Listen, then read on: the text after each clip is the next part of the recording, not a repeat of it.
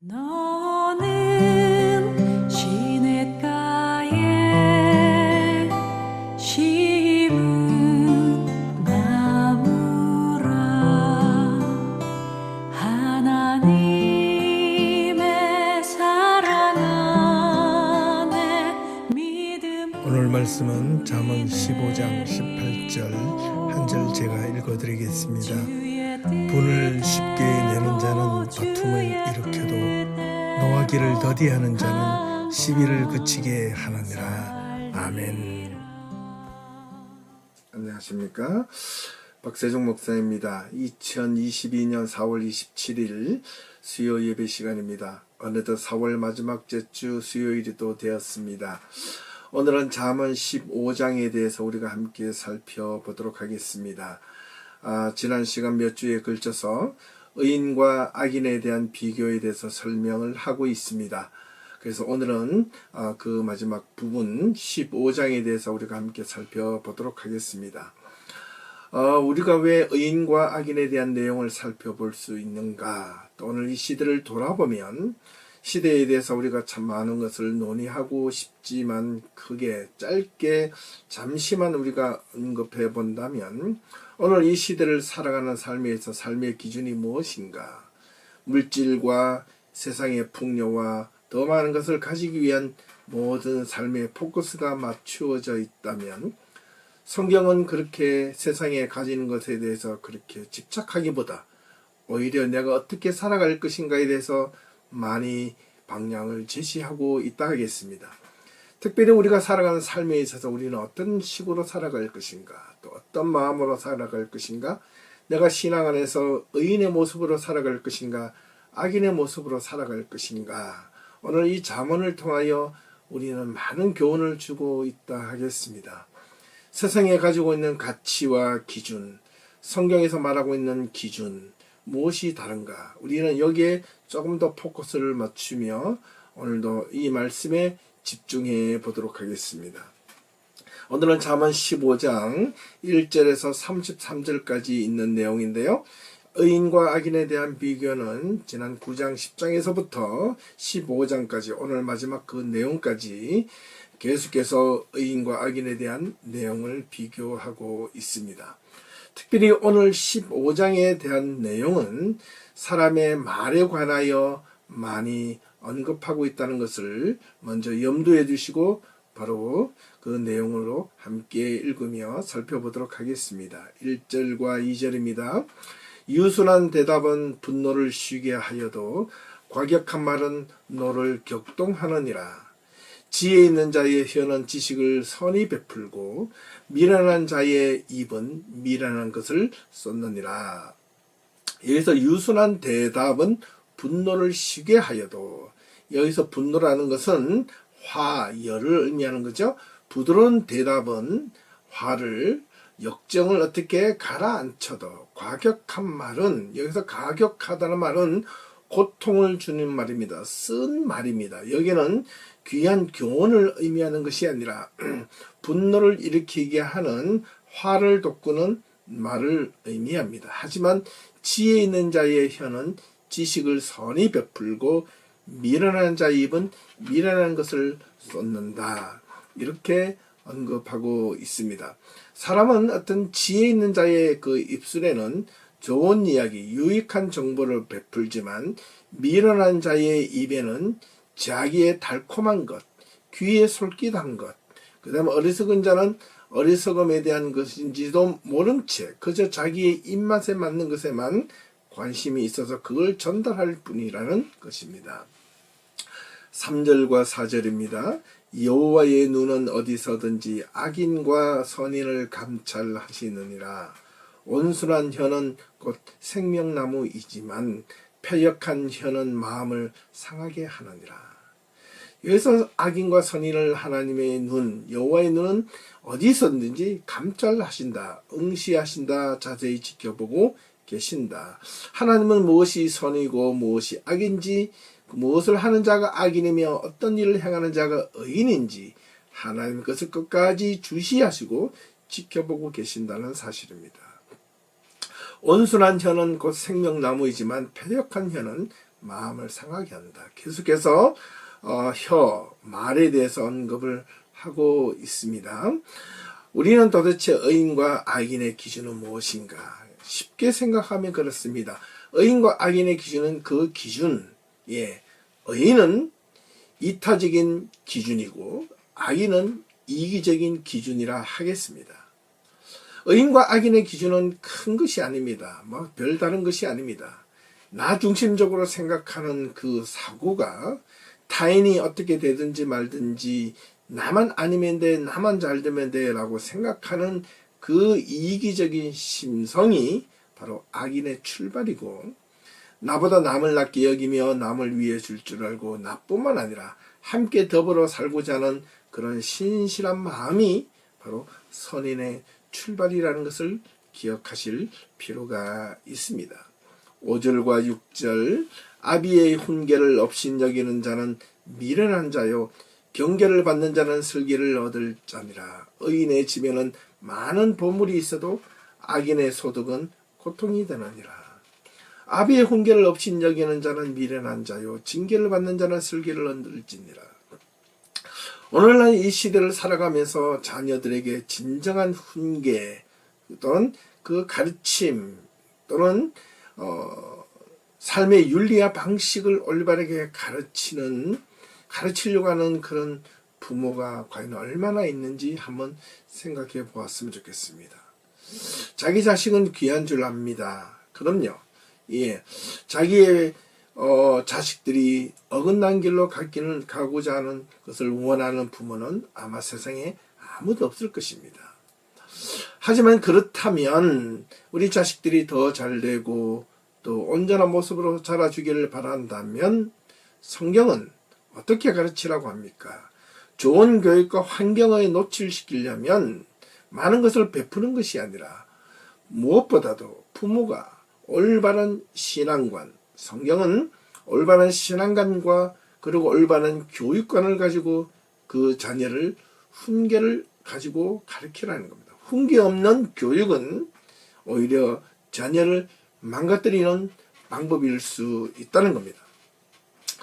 교육이라는 것은 우리가 늘 알다시피 가두어서 키우는 것이 아니라 안에 있는 내면의 본질적인 것을 끄집어내서 그들을 더욱더 영화롭게 자유롭게 마음껏 발휘할 수 있도록 그 내면에 있는 능력을 잠재력을 끄집어내주는 것을 교육이라고 하는데, 무조건 끄집어내주는 것이 아니라 그것을 어느 정도 폼에 맞게끔 올바르게 사람답게 인간답게 사람과의 관계성 속에서 어떻게 살아가야 될지 그 방법을 올바른 훈계를 통하여 알려주는 것이어야 올바른 사람으로 성장할 수 있다는 겁니다.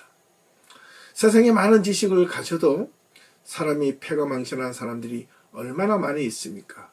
지식이 있어도 좋은 학벌이 있어도 자기가 가지고 있는 지식과 권력을 가지고 사람을 지배하고 탐욕과 권력을 누리려고 하는 그런 그릇된 습성들을 가진 사람들이 우리 주변에 참 많이 있음을 보게 됩니다.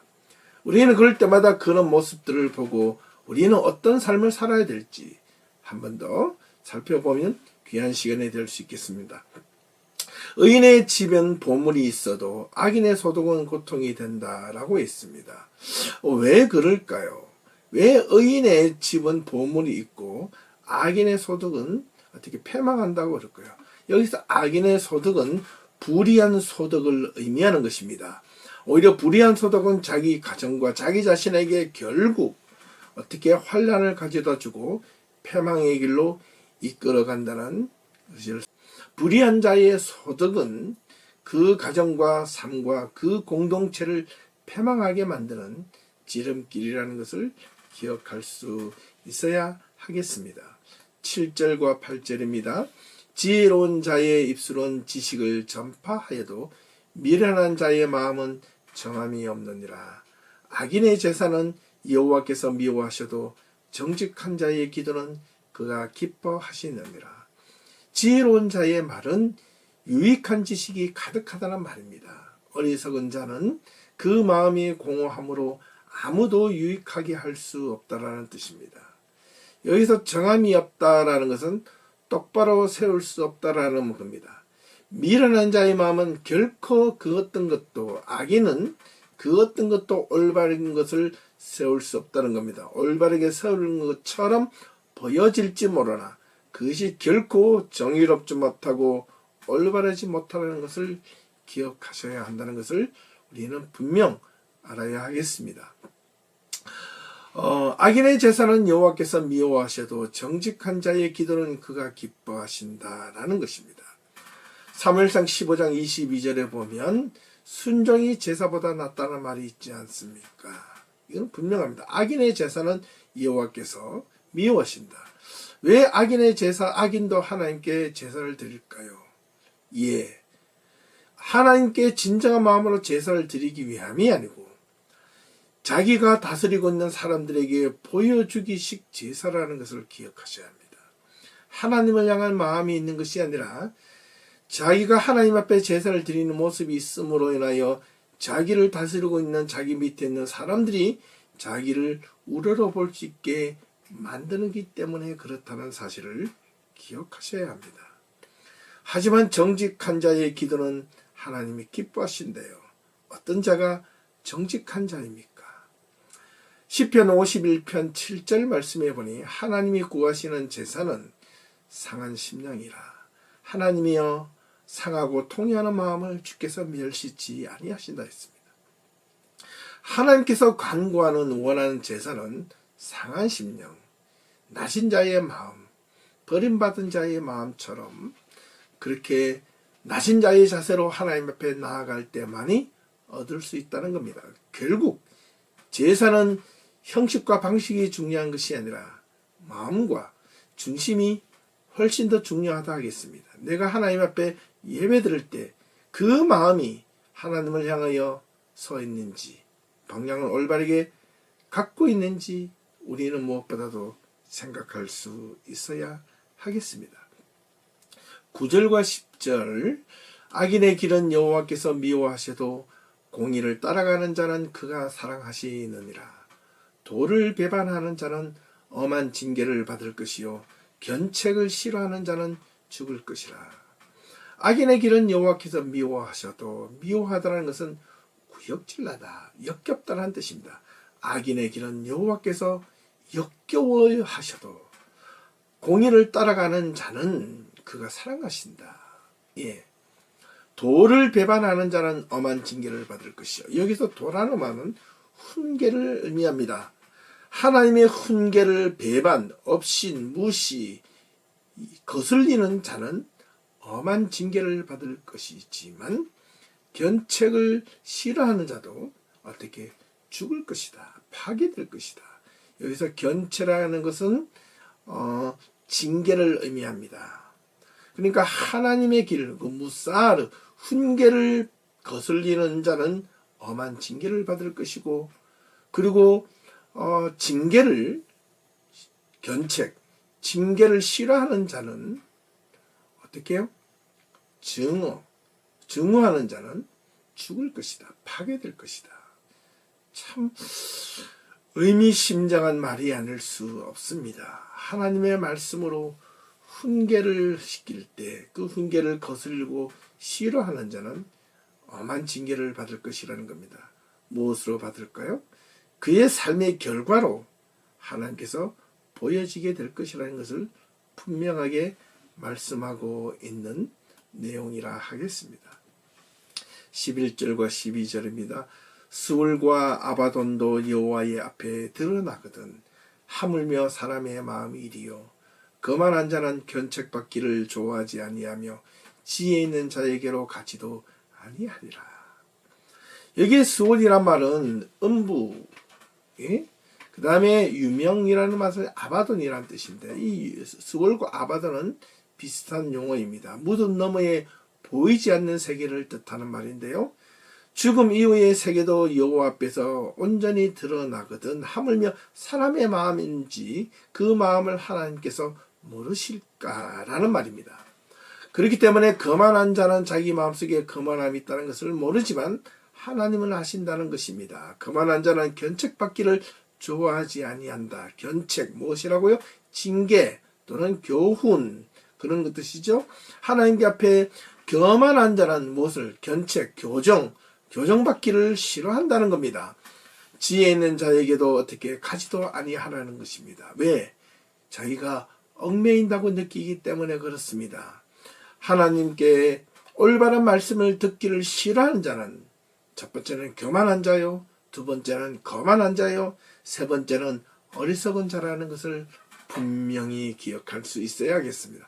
그러므로 하나님의 말씀을 듣는 자들에게는 낮아지는 자요, 겸손한 자요, 지혜로운 자가 오직 하나님의 말씀을 듣고 훈계를 기꺼이 받게 되어 있다는 이 잠언이 주는 이 교훈은 참으로 놀랍지 않습니까?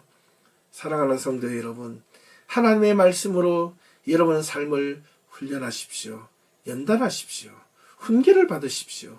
그래야지만 저와 여러분 우리 모두가 하나님의 말씀 안에서 올바르게 우리 자신들이 풍요로운 믿음의 삶을 살아갈 수 있습니다.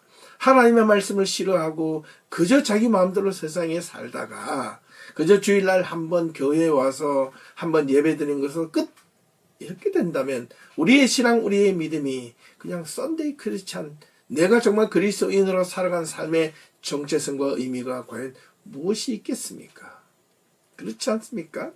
그렇기 때문에 우리는 날마다 이 유대인들은 이런 어떤 믿음의 야훼 이 율법을 통하여 끊임없이 말씀을 듣고 배우려는 그 노력이 무엇이다? 탈무드로 하지 않습니까?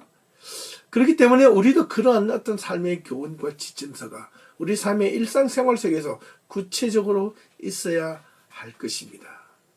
그렇기 때문에 어떻게 보면 이 기독교 신앙은 너무 느슨하게 믿는 것 같아요. 또는 좀 부정적으로 말하면 좀 허접하게 대충 믿는 것 같은 그런 느낌이 들어서 참으로 아쉬움이 많다는 겁니다. 그러면서도 하나님이 있다 없다 또 말하기도 하고 자기 삶에 어려움이 있을 때 그제서야 하나님 앞에 찾아와서 하나님 살려주세요. 네.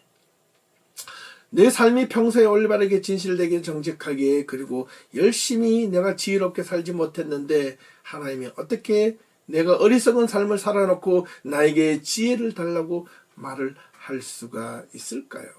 참 중요한 말이 아닐 수 없습니다. 13절과 14절입니다. 마음의 즐거움은 얼굴을 빛나게 하여도 마음의 근심은 심령을 상하게 하느니라. 명철한 자의 마음은 지식을 요구하고 미련한 자의 입은 미련한 것을 즐기느니라. 마음의 즐거움은 얼굴을 빛나게 하여도 마음의 근심은 심령, 마음 또는 이 루아흐라고 히브리어가 되는데 영, 정신, 생각을 어떻게 상하게 한다, 힘들게 한다, 고통스럽게 한다. 마음의 즐거움은 사람의 얼굴에서 그 모습이 나타나지 않습니까? 또한 마음의 근심, 걱정은 어떻게 무엇으로 나타나면 얼굴에 이렇게 근심, 수심이 가득한 모습으로 나타나게 되어 있습니다. 그래서 사람의 얼굴은 마음의 창이라고 이야기하지 않습니까?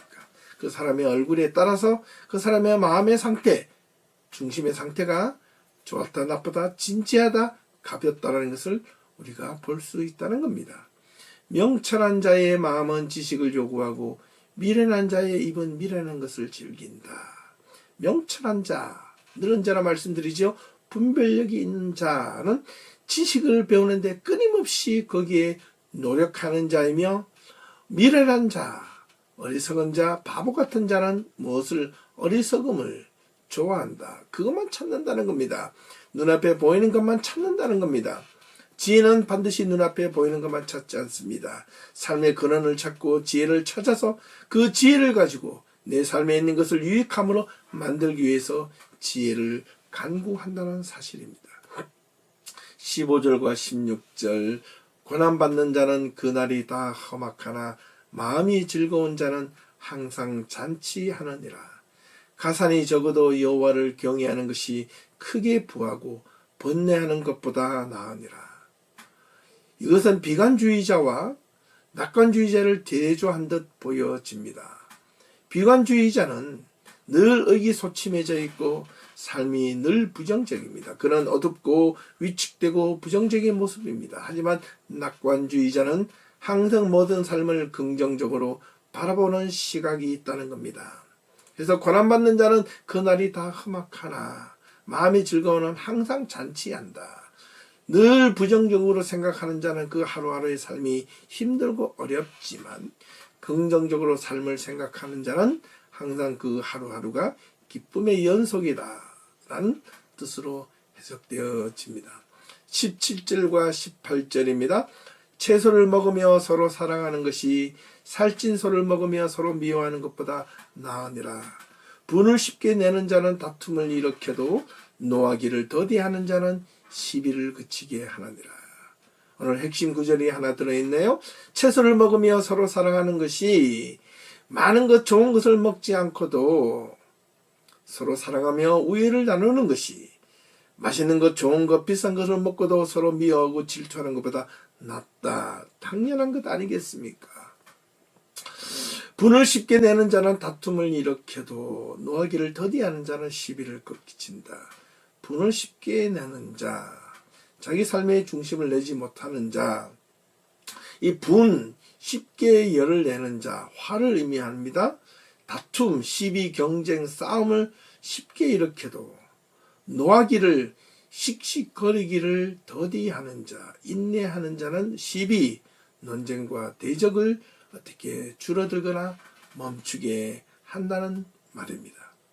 오늘 살아가는 삶에 있어서 의인의 삶은 어떻게 분을 적게 내지만 악인의 모습은 분을 쉽게 냅니다. 이거는 정치, 경제, 사회, 또 우리가 살아가는 일상의 모습을 돌아보면 분명 여지없이 그런 모습으로 드러나고 있다 하겠습니다. 그래서 우리가 의인의 모습이 딴 것이 아닙니다. 악인의 모습이 딴 것이 아닙니다.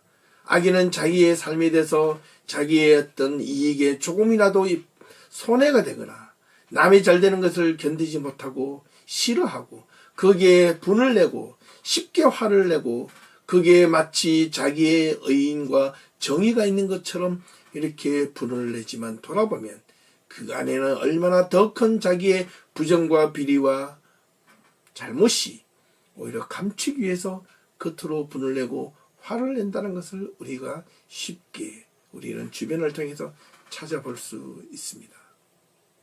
19절과 20절입니다. 게으른 자의 길은 가시 울타리 같으나 정직한 자의 길은 대로니라.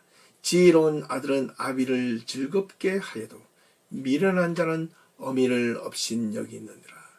게으른 자의 길은 울타리 같으나 정직한 자의 길은 대로, 큰 길. 여기서 대로는 성벽과 같다는 것입니다. 튼튼하고 든든하고 단단하다는 말입니다. 게으른 자의 길은 가시 울타리 같아서 걷는 족족 아프고 힘들고 불편합니다. 하지만 정직한 자의 길은 단단한 성벽처럼 흔들림이 없다는 뜻입니다. 지혜로운 아들은 아비를 즐겁게 하여도 미련한 자는 어미를 업신여긴다. 예, 미련한 자, 어리석은 자, 거만한 자는 자기보다 약한 자를 공격하고 자기보다 미련한 자를 더 힘들게 하고 억압하는 그런 존재라는 것을 기억하셔야 합니다. 21절과 22절 무지한 자는 미련한 것을 즐겨하여도 명철한 자는 그 길을 바르게 하느니라. 의논이 없으면 경영이 무너지고 지략이 많으면 경영이 성립하느니라. 무지한 자는 미련한 것을 즐겨하여도 명철한 자는 그 길을 바르게 하느니라.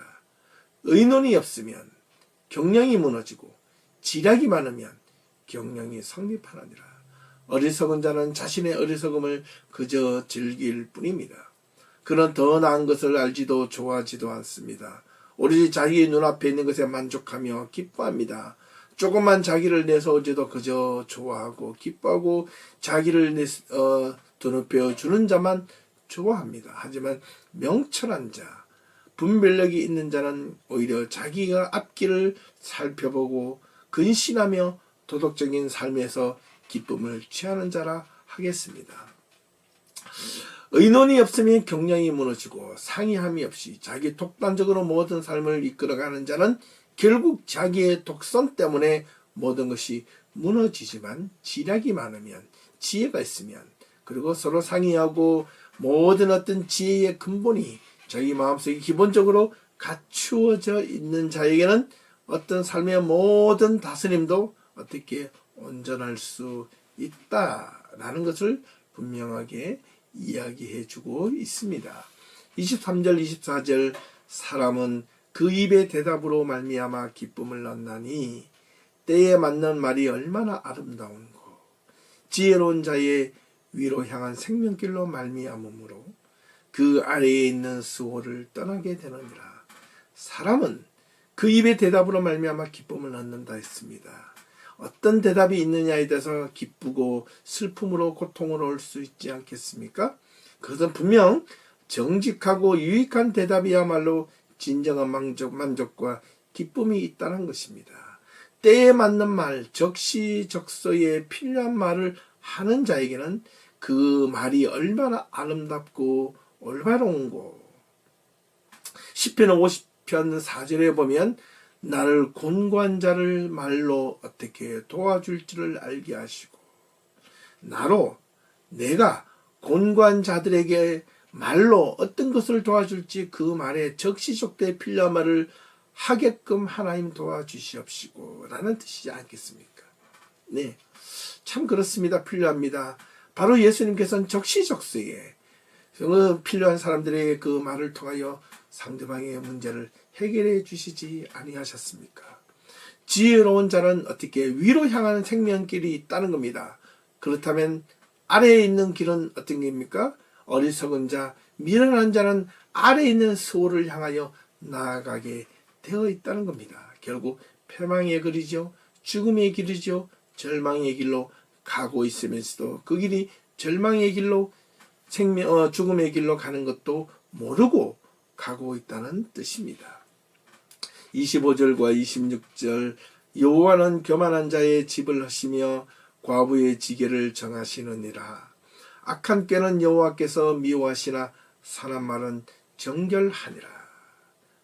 교만한 자의 집을 허무시는 하나님, 과부의 지게를 정하시는 하나님, 우리 하나님께서는 오만하고 도도한 자의 집은 멸시하시나 과부의 적은 농토의 경계는 보호하신다. 왜냐하면 과부는 세상에서 보호받을 수 있는 자가 없기 때문에 그렇습니다. 그래서 하나님이 직접 과부의 적은 소산을 지켜주신다는 뜻입니다. 하나님께서는 악한 꾀를 미워하신다 했습니다. 그리고 선한 자의 말을 기뻐하신다 했습니다. 지금 당장 그것이 눈에 보이지 않아도 하나님께서는 악한 자는 악한 것에 대한 보상을 차곡차곡 쌓아 놓으셔서 그의 마지막 말로에 그 보상이 이루어진다는 겁니다. 어떻게? 징계의 보상으로. 선한 자는 선한 보상으로 차곡차곡 쌓아서 마지막 때에 선한 것으로 보응하신다는 겁니다. 우리의 옛 사자성어에 보면 인과 응보라는 말이 바로 여기에 해당된다 하겠습니다. 27절과 28절 이익을 탐하는 자는 자기 집을 해롭게 하나 뇌물을 싫어하는 자는 살게 되느니라. 의인의 마음은 대답할 말을 깊이 생각하여도 악인의 입은 악을 쏟느니라. 이익을 탐하는 자는 자기 집을 해롭게 합니다. 네, 이기로운 자. 왜 이 자기 집을 해롭게 합니까? 이익을 탐하는 자는 자기의 주머니에 많은 것을 얻는 자가 왜 자기 집을 해롭게 합니까? 그것이 결국 걸림돌이 되고 부정과 부패의 고리가 되기 때문에 그렇습니다. 하지만 뇌물을 싫어하는 자, 이익을 탐하는 자는 뇌물을 좋아하는 자, 부정과 부패를 좋아하면서 그것이 아니라고 시침을 떼고 거짓말하는 자, 거만한 자, 관교한 자, 교만한 자, 어리석은 자의 모습이라 하겠습니다. 하지만 공의로운 자, 정직한 자, 진실된 자, 의로운 자는 무엇을 싫어한다? 뇌물을 싫어한다는 겁니다. 부정과 부패를 싫어한다는 것입니다. 뇌물을 싫어하는 자는 어떻게 살게 된다 하겠습니다. 자기 집이 해롭고 고난받는 것 같지만 결국은 그 온전하게 하나님의 의로 말미암아 그 집은 세움을 입게 된다라고 성경은 분명하게 못을 받고 있다는 것을 기억하셔야 합니다. 사람들은 생각합니다. 주변을 돌아보니 이익을 탐하고 부정부패 뇌물을 받는 자가 더 잘되고 더 승승장구하고 더 권력을 많이 가지고 있는 것처럼 보여진다 할지라도, 그러나 그것을 기뻐하고 즐거워하지 마라. 결국에는 그것이 모두 그것으로 인하여 오히려 자기 집을 해롭게 하고 자기 집을 무너뜨리게 하는 근거가 되고 기둥이 된다는 것을 이 잠언에는 분명히 언급하고 있는 겁니다. 의인의 마음은 대답할 말을 깊이 생각하여도 악인의 입은 악을 쏟아내라. 이 말은 악인은요, 말할 때마다 급해서 그냥 자기 입에서 생각나는 대로 말을 하지만, 의인은 한마디를 대답하라도 깊이 마음속으로 생각하고 생각해서 내뱉는다 할 수 있겠습니다. 의인이 말하기 전에 생각합니다. 어떻게, 무엇으로, 어떤 말을 해야 될지 깊게 생각한다는 뜻입니다. 29절과 30절입니다. 여호와는 악인을 멀리하시고 의인의 기도를 들으시느니라. 눈이 밝은 것은 마음을 기쁘게 하고 좋은 기별은 뼈를 윤택하게 하느니라. 여호와는 악인을 멀리하시고 의인의 기도를 들으신다 했습니다. 당연한 것 아니겠습니까? 근데 세상은 악인을 좋아하고 의인을 멀리합니다. 싫어합니다. 그렇기 때문에 세상의 방법과 하나님의 방법이 다를 수 있다는 겁니다. 우리 믿음의 성도들은 이 둘 사이에서 많은 고난과 고민이 있을 줄로 압니다. 내가 세상에서 필요할 때마다 악인의 무릎을 꿇고 선택을 해야 될지도 모르는 그 순간이 올지도 모릅니다. 그러나 믿음의 방식으로는 그것을 뿌리쳐야 될 때가 있을 겁니다. 그러한 갈등 속에서 우리는 무엇을, 어떤 것을 선택해야 할 것인가? 그것이 믿음의 기준을 가지고 선택할 것인가? 세상의 기준으로 선택할 것인가는, 그 선택의 결정은 바로 여러분들에게 달려있다 하겠습니다. 눈이 밝은 것은 마음을 기쁘게 하고, 당연한 것이죠. 눈이 어두우면 모든 세상이 흐릿하고 침침하고 밝지 못하기 때문에 늘 인상을 찡그리고 살아갑니다. 하지만 좋은 기별은 뼈를 윤택하게 하고, 기쁜 소식, 반가운 소식은 사람의 존재를 살아있게 만들고 유익하게 만든다는 뜻이 아니겠습니까? 31절과 32절, 생명의 경계를 듣는 귀는 지혜로운 자 가운데 있느니라. 훈계받기를 싫어하는 자는 자기의 영혼을 경히 여김이라. 견책을 달게 받는 자는 지식을 얻느니라. 참 중요한 말을 하고 있습니다. 여기서 앞서서 우리가 언급한 내용 가운데 우리가 이런 이야기가 있지 않습니까? 그 훈계, 거만한 자는 견책받기를 싫어한다 라고 했습니다. 그죠? 도를 배반한 자는 엄한 징계를 받는 것을 받을 것이지만, 그러나 견책을 싫어하는 자는 죽을 것이다라고 앞선 9절과 10절에서 그렇게 이야기를 하고 있습니다.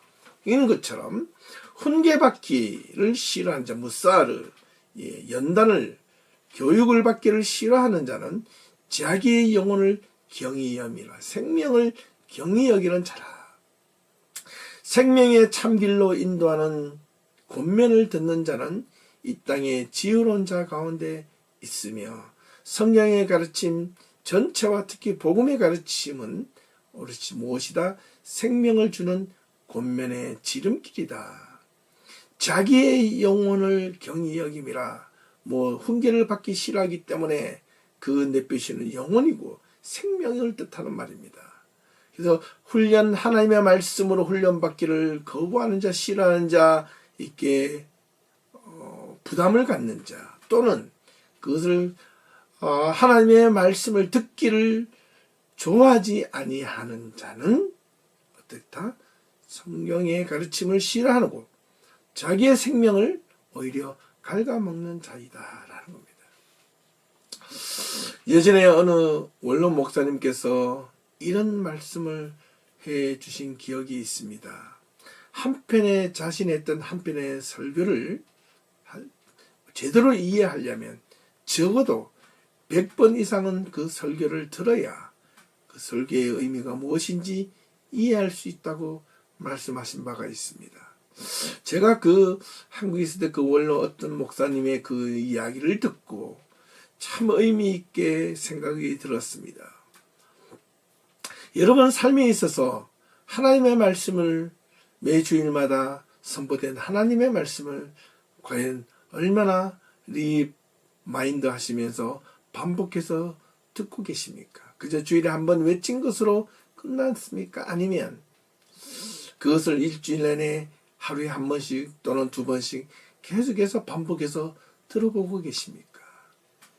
저도 역시 제가 주일날 설교하고 나면 저녁에 돌아오면 제가 했던 설교를 또 들어봅니다. 제가 이런 말을 했구나 저런 말을 했구나.